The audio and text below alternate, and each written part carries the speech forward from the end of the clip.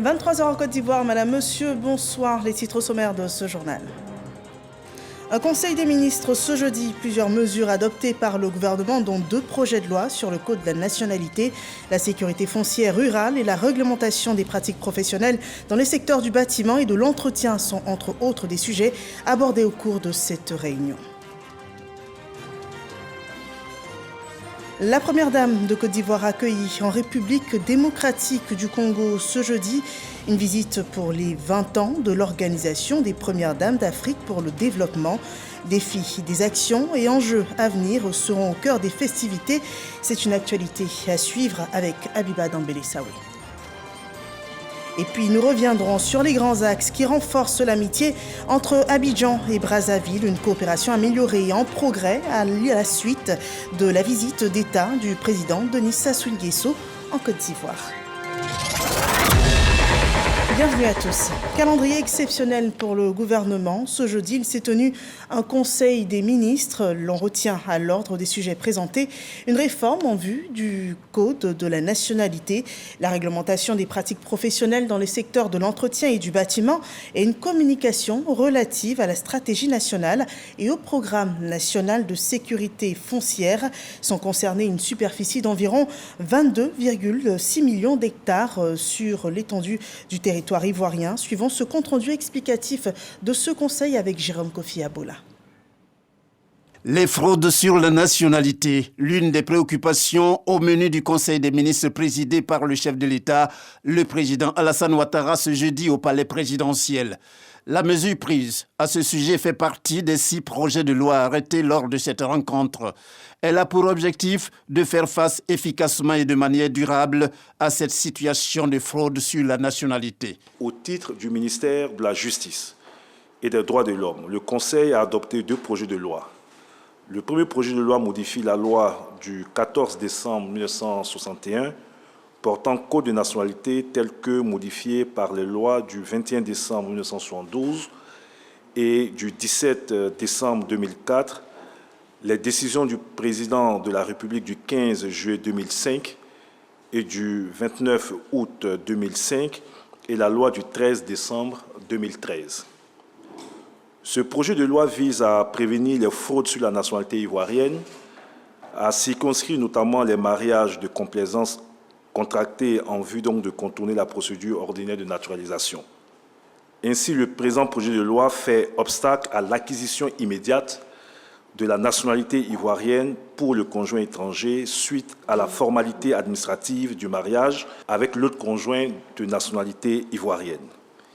Il conditionne l'acquisition de la nationalité à une déclaration du conjoint étranger faite devant le ministère de la Justice à l'issue d'une période probatoire de 5 ans, à compter de la célébration du mariage en vue de prouver la stabilité de l'union et l'intérêt que porte le requérant à la nationalité ivoirienne.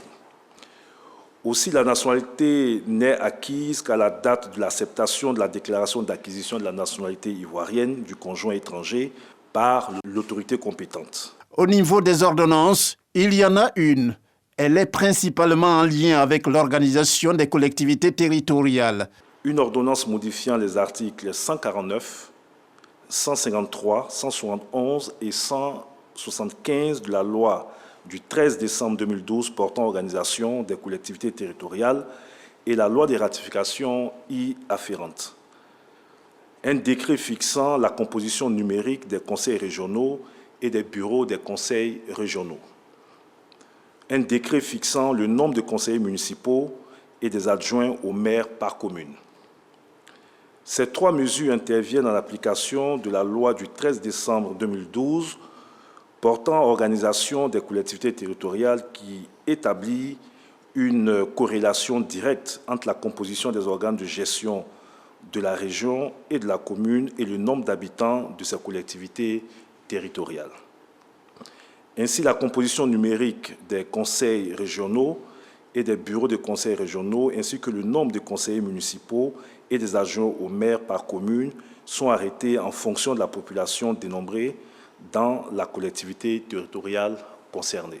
Compte tenu de l'évolution de la hausse de la population vivant dans les régions et communes et au regard des résultats définitifs du dernier recensement général de la population et de l'habitat de 2021, cette ordonnance et les textes subséquents modifient la composition numérique des organes délibérants et exécutifs des collectivités territoriales de sorte à leur permettre de refléter au mieux la diversité des courants et opinions et d'assurer un meilleur encadrement des populations dont ils ont la charge. Au chapitre des communications, le Conseil n'est pas resté sans prendre d'autres mesures au nombre desquelles celles portant stratégie nationale de sécurisation foncière rurale. Adossée à la déclaration de la politique foncière rurale, la stratégie nationale et le programme national visent à assurer la sécurisation du domaine foncier rural en vue donc de réduire significativement la pauvreté en milieu rural, de renforcer la cohésion sociale et de gérer durablement les ressources naturelles. Ces documents de politique publique sont articulés autour du renforcement de la gouvernance du foncier rural et de l'accélération de la sécurisation des opérations de sécurisation foncière. Il s'agit in fine de créer les conditions favorables à la certification de l'ensemble des terres rurales d'une superficie d'environ 22,6 millions d'hectares et l'achèvement de la délimitation des territoires des villages. La mise en œuvre de la stratégie nationale de sécurisation foncière rurale et son programme sur la période 2023-2033 est estimé à 620 milliards de francs CFA. En baissant le rideau, le Conseil des ministres donne rendez-vous dans la première semaine du mois prochain. La réunion est prévue précisément le 5 juillet 2023. Et d'ici là, on voit cette actualité de la première dame de Côte d'Ivoire qui est depuis cet après-midi à Kinshasa, en République démocratique du Congo. Dominique Ouattara prendra part le 17 juin prochain à la célébration du 20e anniversaire de l'Organisation des Premières Dames d'Afrique pour le développement. Abiba Dambélé-Saoué raconte l'accueil de la première dame ivoirienne en RDC. Le pavillon présidentiel de l'aéroport de Ndjili accueille un hôte de marque ce jeudi après-midi. Il s'agit de la première dame de Côte d'Ivoire, Dominique Ouattara, qui effectue sa toute première visite en République démocratique du Congo pour honorer de sa présence les festivités marquant les 20 ans de l'Organisation des Premières Dames d'Afrique pour le développement. La première dame est accueillie par Ève Bazaïba, ministre d'État, ministre de l'Environnement de la République démocratique du Congo, par l'ambassadeur de Côte d'Ivoire près la République du Congo, Son Excellence M. Silas Adjé Mèche et les membres de son cabinet. Des danseurs traditionnels et des Ivoiriens résidant à Kinshasa ont manifesté leur forte présence. C'est la première fois que je viens au Congo démocratique et je suis très heureuse d'être là à l'invitation de ma sœur, Madame la Première Dame Denis Tshisekedi, pour les 20 ans de l'OFDAD. Donc je suis vraiment très heureuse d'être là et de découvrir ce beau pays. À son arrivée au Palace Fleuve Congo, hôtel où elle va résider pendant son séjour, Madame Dominique Ouattara est chaleureusement accueillie par une foule nombreuse, arborant des t-shirts à son effigie, un bain de foule qui va durer de longues minutes. Au programme de ce 20e anniversaire de l'Organisation des Premières Dames d'Afrique pour le développement, des conférences et panels, des expositions et un dîner gala. Et voilà, c'est un événement qui permettra aussi d'évoquer les défis et les enjeux à venir dans le domaine d'action de l'Organisation des Premières Dames d'Afrique pour le développement. La Côte d'Ivoire entretient de très bons rapports aussi avec le Congo, de l'autre côté de la rive de Chilanga. En témoigne le très récent passage en terre ivoirienne du président de la République du Congo, Denis Sassou Nguesso. Après cette visite d'État, que faut-il retenir des accords bilatéraux signés aux distinctions d'honneur? Alexis Ouedraogo revient sur les points marquants les 72 heures du président congolais et de sa délégation en Côte d'Ivoire. On regarde. Au pied de l'échelle de Coupé ce lundi à l'aéroport Félix Houphouët-Boigny d'Abidjan, le président congolais Denis Sassou Nguesso, à la tête d'une forte délégation composée des membres de son gouvernement, de conseillers et d'hommes d'affaires, il est accueilli par son homologue ivoirien Alassane Ouattara. Les deux pays chérissent une longue relation d'amitié et de coopération dans divers domaines et entendent améliorer leur flux d'échanges.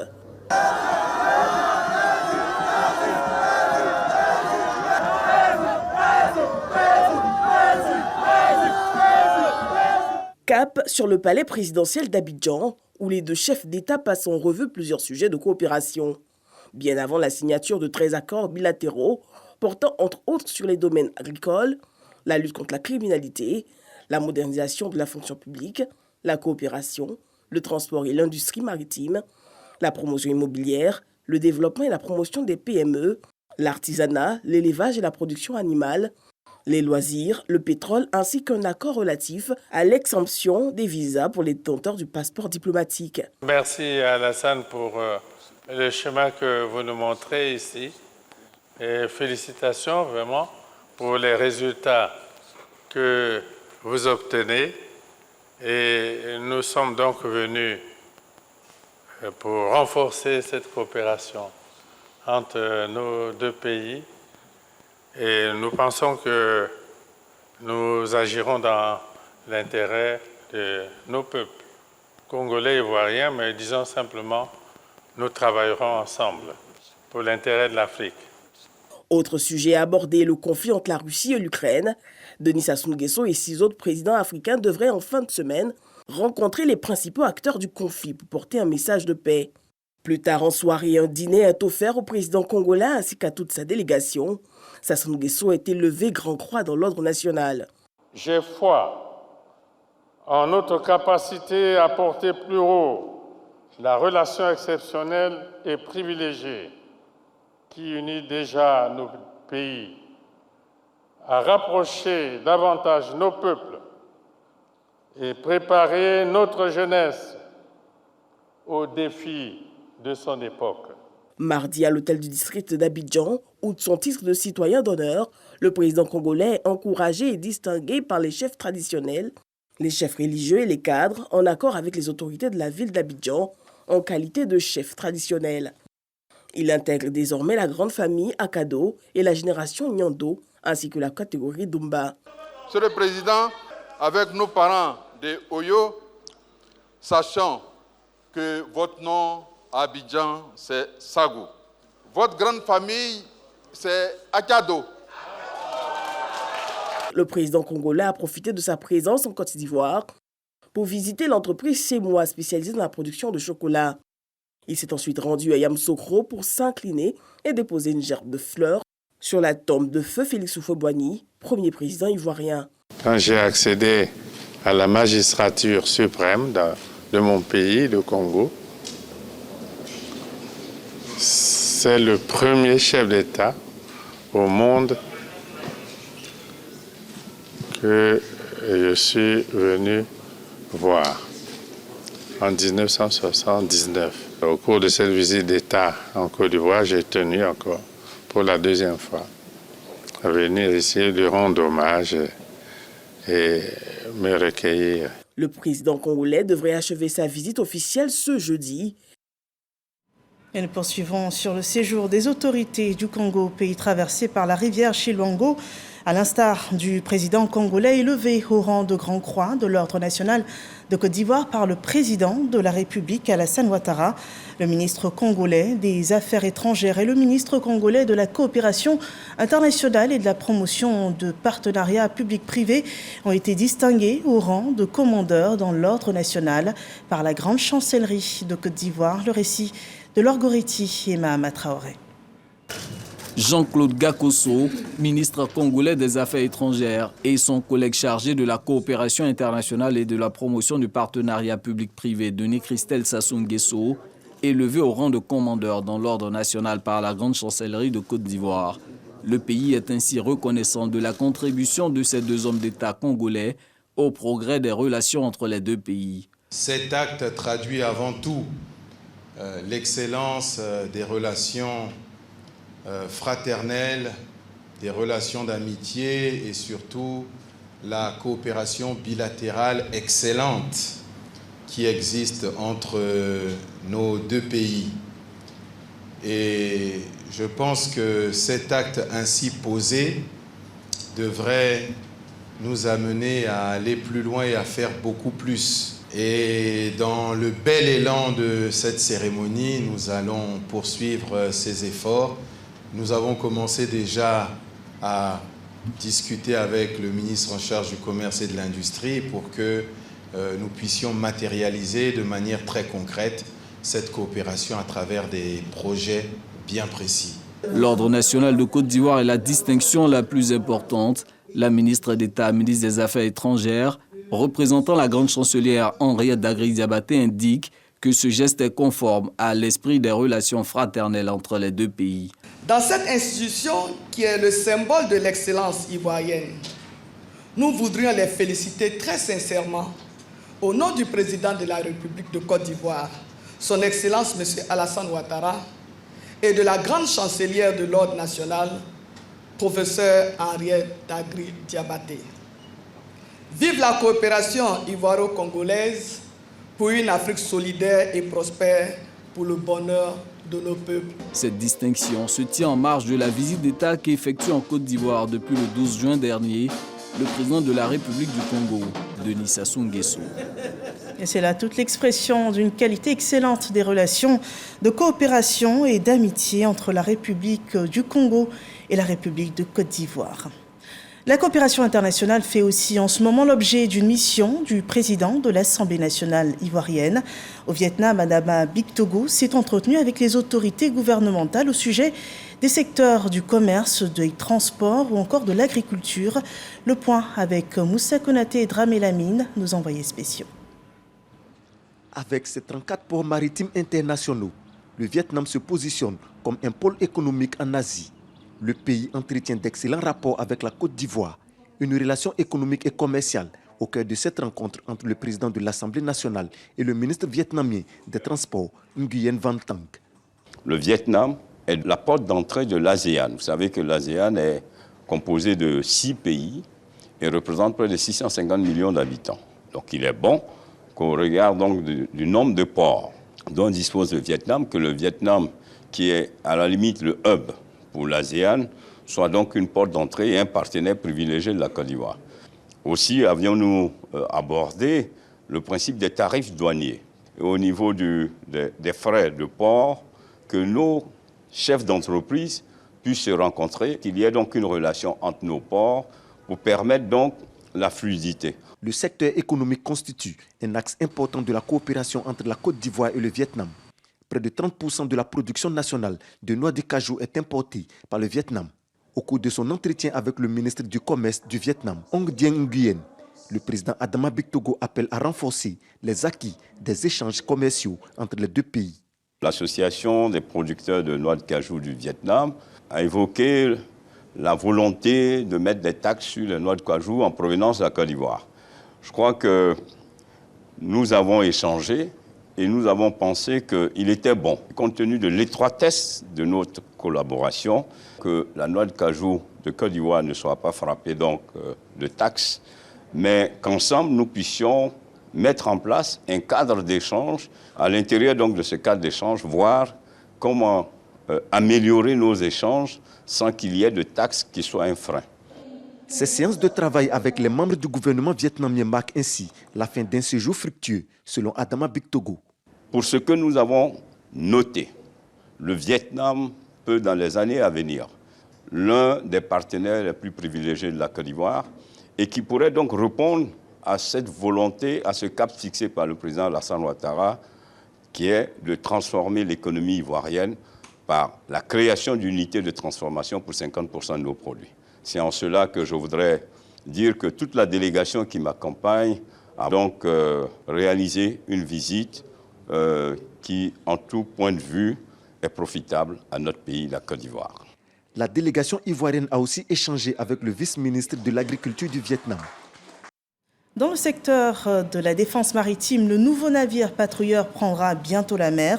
Réceptionné il y a 4 mois à la base annexe de la Marine nationale au plateau, le patrouilleur de type Offshore Patrol Vessel est conçu pour accomplir des missions de défense et de service public en haute mer. Ce navire est l'expression de la montée en puissance de la force d'action navale de la Côte d'Ivoire. Il est baptisé ce jour Espérance au cours d'une cérémonie parrainée par la ministre de la fonction publique Anne-Désirée Ouloto et présidée par le ministre d'État, ministre de la Défense, Téné Birahima Ouattara. Il y a aussi du nouveau dans le secteur des télécommunications. Bientôt, la gratuité de la réception d'appels entre le Ghana et la Côte d'Ivoire. Un protocole d'accord a été signé par l'ARTCI qui rend effective la mise en œuvre du règlement de la CEDEAO sur le roaming. Le roaming entre la Côte d'Ivoire et le Ghana est désormais sans frais pour les consommateurs. C'est un système de roaming communautaire expliqué dans ce rapport de Sephora Zegui. Désormais, la réception d'appels entre la Côte d'Ivoire et le Ghana est gratuite en roaming. L'émission d'appels qui coûtait jusqu'à aujourd'hui 475 francs CFA est revue à la baisse. Une communication vers la Côte d'Ivoire étant au Ghana que nous payons autour de 400-500 francs, aujourd'hui elle va coûter moins de 250 francs. Cela veut dire que, étant en roaming, on payait, lorsqu'on recevait un appel étant au Ghana, on le payait. Aujourd'hui, avec le règlement CEDEAO, il n'y a plus de paiement fait par l'abonné qui est en déplacement au Ghana avec son numéro de téléphone. De sorte que, globalement, sur l'ensemble des services de roaming, les baisses vont de 50 à la gratuité. Ce mémo fait suite à la signature le 22 février dernier à Accra d'un protocole d'accord sur la mise en œuvre du règlement de la CEDEAO relatif à l'itinérance sur les réseaux publics de communication mobile. L'Agence de régulation des télécommunications de Côte d'Ivoire et l'Autorité nationale de la communication du Ghana viennent de parapher un mémorandum instituant un roaming communautaire. Eu égard aux difficultés persistantes qui entravent la mise en œuvre pleine et effective du règlement dans les 15 États membres de la CEDEAO, la RTCI s'est engagée à faire la promotion de cette approche pragmatique pour la mise en œuvre du roaming communautaire. C'est dans ce contexte que les régulateurs de la Côte d'Ivoire et du Ghana ont pris l'initiative de travailler de concert pour identifier et surmonter les obstacles à l'application intégrale du règlement CEDEAO entre la Côte d'Ivoire et le Ghana. À travers le roaming communautaire, la Côte d'Ivoire et le Ghana sont interconnectés. D'autres avantages tels que la baisse des coûts de communication et le développement des opportunités d'affaires sont relevés entre autres. Le système de communication des pays, n'est-ce pas, de la CEDEAO se verra donc ainsi renforcé grâce à cette avancée technologique. Pour nous, ce succès, n'est-ce pas, de ce lancement en tout cas du service gratuit de roaming va permettre, n'est-ce pas, de renforcer aussi le système de sécurité dans nos différents pays et au-delà, permettre à l'Afrique d'entrer dans une dynamique de développement et de sécurité de data et d'information. Le succès de cette initiative avec l'ouverture des services roaming depuis le 15 mai 2023 démontre l'efficacité de cette approche bilatérale initiée par la Côte d'Ivoire. Un appel vers un pays limitrophe comme le Ghana ne devrait pas coûter plus cher qu'un appel vers l'Europe. Il est donc impératif de trouver des moyens pour réduire les coûts des communications en nos pays si nous souhaitons développer la coopération sud-sud chère à nos gouvernements. Cette dynamique nouvelle rendra plus abordable à moyen terme les communications voix, SMS et data pour l'ensemble des utilisateurs des services de télécommunications en déplacement dans l'espace CEDEAO. L'actualité à Paris, l'événement de la semaine, c'est Viva Technologie 2023, lancé depuis hier dans le 15e arrondissement de la capitale française, le Salon international de l'innovation technologique qui fait la promotion des inventions et services de start-up de 146 pays. Et la Côte d'Ivoire y participe avec une douzaine de start-up évoluant entre autres dans les domaines de l'éducation, de la robotique, de l'environnement, la santé ou encore le e-commerce. Du parc d'exposition de la Porte de Versailles, Walter Amadou Ouattara raconte ce qu'il a pu observer. Feu vert pour les visiteurs de l'édition 2023 du Salon international de l'innovation technologique Viva Technologie. Ce rendez-vous du high-tech ouvre ainsi ses portes à Paris. Des start-up issues de 146 pays présentent leurs innovations et services. Grâce à un accompagnement du gouvernement à travers le ministère de la Communication et de l'Économie numérique, la Côte d'Ivoire y est représentée officiellement pour la toute première fois. Les start-up ivoiriennes viennent de façon officielle avec un accompagnement de l'État, ce qui montre tout l'engagement, toute la détermination de l'État aujourd'hui à accompagner ces startups.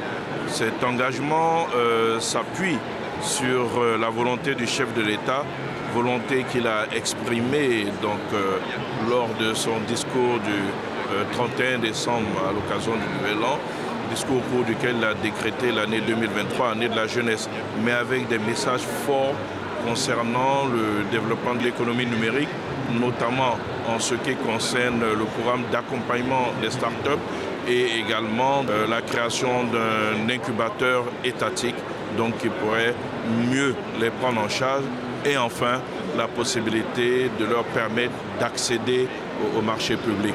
4 jours durant, des talents ivoiriens vont tenter de convaincre les investisseurs à leur faire confiance en finançant leurs différentes idées novatrices. Ces startups ivoiriennes évoluent entre autres dans les domaines de l'éducation, la robotique, l'environnement, la santé et le e-commerce. Ce salon international se tient au parc d'exposition de la Porte de Versailles dans le 15e arrondissement à Paris. Voilà donc l'intelligence ivoirienne qui est exportée à Paris à la recherche d'investisseurs et avis à toute la diaspora ivoirienne. Dans la capitale française, le salon est ouvert jusqu'au 17 juin prochain dans le 15e arrondissement de Paris. Nous poursuivons avec ce communiqué du ministère de la Santé, de l'Hygiène publique et de la couverture maladie universelle. Le ministère de la Santé, de l'Hygiène publique et de la couverture maladie universelle informe les populations ivoiriennes que conformément au communiqué du Comité national de sécurité, le CNS, en date du 12 avril 2023, qui recommande la levée avec effet immédiat de l'état d'urgence sanitaire, les communiqués journaliers relatifs aux données de la Covid-19 ne seront plus diffusés publiquement et à compter de ce jour. Le ministère de la Santé, de l'Hygiène publique et de la couverture maladie universelle remercie la population pour sa participation à la lutte contre la pandémie de Covid-19. Il y a également de l'innovation et de grands changements. On garde le ton avec le financement par la Banque mondiale d'ouvrages de drainage des eaux pluviales dans la commune d'Abobo. C'est un investissement de 7 milliards de francs CFA pour lutter contre les inondations. Un soulagement pour les populations de cette grande commune. Grace Kando. Abebroukwa, village de la commune d'Abobo. Une visite de terrain de la Banque mondiale en compagnie des autorités communales. Objectif, s'imprégner de l'état d'avancement des travaux de construction des ouvrages de drainage des eaux pluviales. Un linéaire de 7 km. Donc les investissements dans l'assainissement et la gestion des risques d'inondation est vraiment un investissement essentiel pour améliorer la qualité de vie des populations et des communautés. Donc c'est vraiment extrêmement important à réaliser. Monsieur le directeur général a eu l'honneur de rencontrer son Excellence, Monsieur le Président de la République, il y a quelques jours, qui lui a parlé en fait des risques d'inondation qui ont eu lieu ces derniers jours ici à Abidjan et qu'il veut vraiment veiller et demande vraiment à ce que la Banque mondiale continue à les appuyer dans leur lutte contre la gestion des risques d'inondation et nous sommes entièrement engagés à le faire. Un projet du gouvernement ivoirien financé par l'institution de Bretton Woods coûte 7 milliards de francs CFA intégré au projet d'assainissement et de résilience urbaine paru. Et ce projet aujourd'hui est réalisé à 95%. Le reste, c'est vraiment un aménagement paysager que nous allons mettre en place pour permettre à la population d'être dans un cadre de vie vraiment épanouissant. Nous allons également, dans une seconde phase, aménager plusieurs cuvettes au niveau d'Abobo, dans la commune de Yopougon, à Cocody et à Grand Bassam. Nous visons à terme réaliser 75 km de canaux qui permettent de protéger 2 millions de personnes contre les inondations. Des travaux réalisés à la grande joie des populations. En premier, Kandia Kamara, maire de la commune d'Abobo. Avant, ce n'était pas ça. Ici, la pluie tuait des gens. Vraiment, je suis très contente parce qu'aujourd'hui, il n'y aura pas de mort d'homme. Aujourd'hui, là, ce n'est plus comme avant. Tout est en train d'évoluer avec le président Alassane Ouattara. Nous sommes très contents, très satisfaits.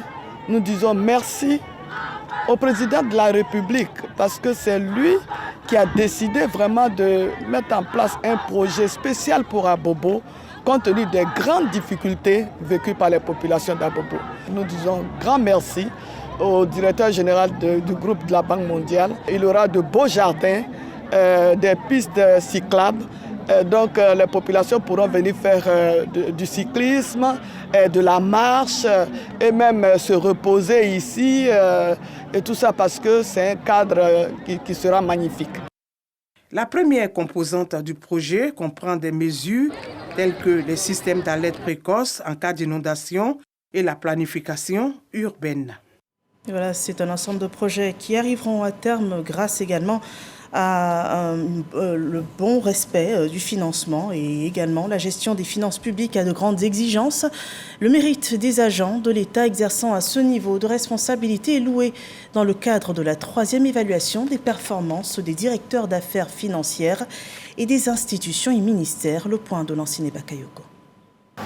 Ce mécanisme d'évaluation de performance vise à promouvoir une meilleure gestion des dépenses publiques à travers l'utilisation efficiente des crédits budgétaires mis à la disposition des institutions et des ministères. Cette évaluation, loin d'être une simple cérémonie, s'inscrit en bonne place dans la politique de renforcement de la bonne gouvernance en lien avec le budget programme. Cette évaluation de la performance des directeurs des affaires administratives et financières repose sur 18 indicateurs répartis suivant 4 axes, à savoir l'évaluation du budget de l'État, la performance globale dans l'exécution du budget, le respect de la régularité dans l'exécution de la dépense publique et la capacité organisationnelle des DAF. Le DAF, dans son rôle de responsable de la fonction financière ministérielle, qui assure la coordination des activités budgétaires et financières, constitue un acteur clé dans le dispositif de gestion des finances publiques. L'efficacité de son action contribue significativement à l'optimisation de la dépense publique. Au terme de l'évaluation, 3 lauréats ont été distingués. La Palme d'Or est revenue à Namantou Kadio du ministère de la Promotion de la Jeunesse, de l'Insertion professionnelle et du Service civique. J'ai donc adressé mes vives félicitations et ma grande satisfaction au DAF, et donc leur indiquer, en particulier les lauréats, qu'ils doivent demeurer des DAF modèles, des agents de référence de l'État, afin de toujours mériter la confiance du gouvernement, et en particulier celui des usagers de nos services publics. C'est en 2018 que ce processus d'évaluation des directeurs des affaires administratives et financières a été engagé. Objectif, améliorer la gouvernance budgétaire dans nos institutions publiques. Et on parle toujours de gestion publique avec les actions politiques. Le candidat annoncé du RHDP à Cocody a été reçu par les populations ressortissant du Grand Nord et des Grands Ponts vivant dans la commune de Cocody. Des populations qui lui ont exprimé leur soutien dans la réalisation de son projet de développement pour cette commune. Assoutore Dagnogo. Les ressortissants du Grand Nord et des Grands Ponts résidant à Cocody soutiennent Éric Taba pour ses nombreuses actions de solidarité et de développement initiées dans la commune. La rencontre avec les peuples des Grands Ponts, Aïzi, Aladjan, Adjoukrou et Avikam, a été la première étape de cette journée de reconnaissance et de soutien.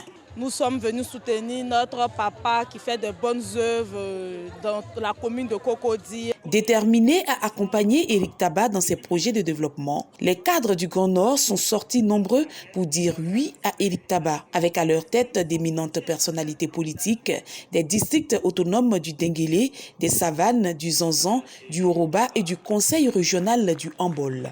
La région du Hambol exprime son soutien à cette candidature, convaincu que, ayant beaucoup appris auprès du grand bâtisseur qu'est le président Alassane Ouattara, M. Éric Taba saura mettre l'expérience acquise au profit du développement de la commune de Cocody. Pour l'occasion, le ministre de l'Assainissement et de la Salubrité, Bouaké Fofana, fils du Oroba, représentait Gilbert Kafana Kone, président du directoire du RHDP. Les gens du Nord ouvrent toujours leurs portes à ceux qui ont souffert. Et je voudrais dire à Éric Taba que les gens du Nord lui ouvrent leurs portes. Nous ouvrons notre porte parce qu'on sait le chemin que tu as parcouru. Éric, tu te souviens, à côté de notre mentor, son Excellence, président Alassane Ouattara, tu as toujours été celui qui a travaillé avec abnégation, qui a travaillé avec fidélité. Et tout le monde sait ici que le président Alassane ne choisit pas ses collaborateurs au hasard. Nous te soutenons. Nous serons derrière toi, comme disent nos parents, hier, aujourd'hui et demain. Prestations artistiques et remises de présents ont marqué cette rencontre. Sachons-le, tout soutien booste les capacités. La règle s'applique même dans le développement des secteurs d'activité. En témoigne cette remise d'équipements sportifs et informatiques à l'Institut national de la jeunesse et des sports, l'INJS. C'est un don du Millennium Challenge Corporation Côte d'Ivoire, un don reçu symboliquement par le ministre des Sports, Claude Daopolin. Le point avec Arsène Kwasi. Fruit de la coopération ivoiro-américaine, le Millennium Challenge Corporation, à travers son démembrement MCA, s'est engagé à mettre à la disposition de l'Institut national de la jeunesse et des sports, INJS, des équipements sportifs et informatiques adaptés. Objectif, permettre aux enseignants bivalents de l'école normale supérieure de renforcer leurs capacités afin de mieux dispenser les cours d'anglais et d'éducation physique et sportive. C'est avec plaisir que le MCC facilite la remise de ces équipements ici à l'Institut aujourd'hui, qui constitue une étape importante pour atteindre nos objectifs communs dans le cadre du premier compact à Côte d'Ivoire. D'un coût global de 42 millions de francs CFA, ce matériel didactique a été remis symboliquement par le ministre des Sports, Paulin Claude Danho. Je voudrais me joindre à mon collègue de l'enseignement supérieur et de la recherche scientifique pour vous dire merci d'avoir ciblé notre secteur d'activité pour le renforcement de l'enseignement.